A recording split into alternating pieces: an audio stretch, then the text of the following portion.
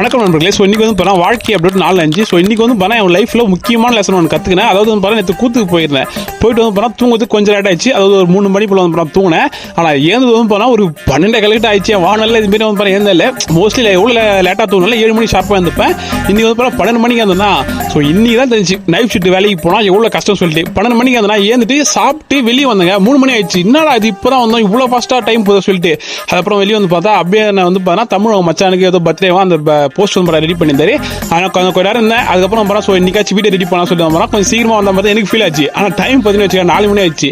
அதுக்கப்புறம் பார்த்தா அந்த நம்ம ஆல்ரெடி யூடியூப் சேனல் வந்து பார்த்தா அந்த டெய்லி வ்ளாக்ஸ் போகிறோமா அதை எடிட் பண்ணிட்டு அதுக்கப்புறம் இன்ஸ்டாகிராமில் வந்து பார்த்தா நம்ம எடிட்டிங் வீடியோலாம் போடுறோம். அதை எடிட் பண்ணுவோம்பா. ஸோ சேனல் வந்து பார்த்தா ரன்னிங் போகிற வேலை இருந்துச்சு. அது வந்து பார்த்தா ஸோ மிஸ் பண்ணாமல் பார்த்தா இன்னைக்கு போயாச்சு. அதுக்கப்புறம் இன்னைக்கு நைட்டு வந்து பார்த்தா நம்ம ஊரில் பாட்டு கச்சேரி. ஸோ இன்னிடம் பார்த்தா ஃபெஸ்டிவல் ஃபுல்லாக முடியுது. இன்னைக்கு நைட்டு வந்து பார்த்தா லேட்டாக தான் போய் தூங்கினேன். ஸோ அவ்வளோ நம்பர்ல நம்மளுக்கு இன்னைக்கு இந்த வாழ்க்கை வந்து பார்த்தா இப்படி தான் போச்சு. அதாவது புல்லட் ட்ரெயின் மாதிரி போச்சு. ஸோ இன்னைக்கான வீடியோ அவ்வளோதான். நாளைக்கு இன்னொரு வீடியோ வரேன். சப்ஸ்கிரைப் பண்ணி விட்டுங்க மக்களே.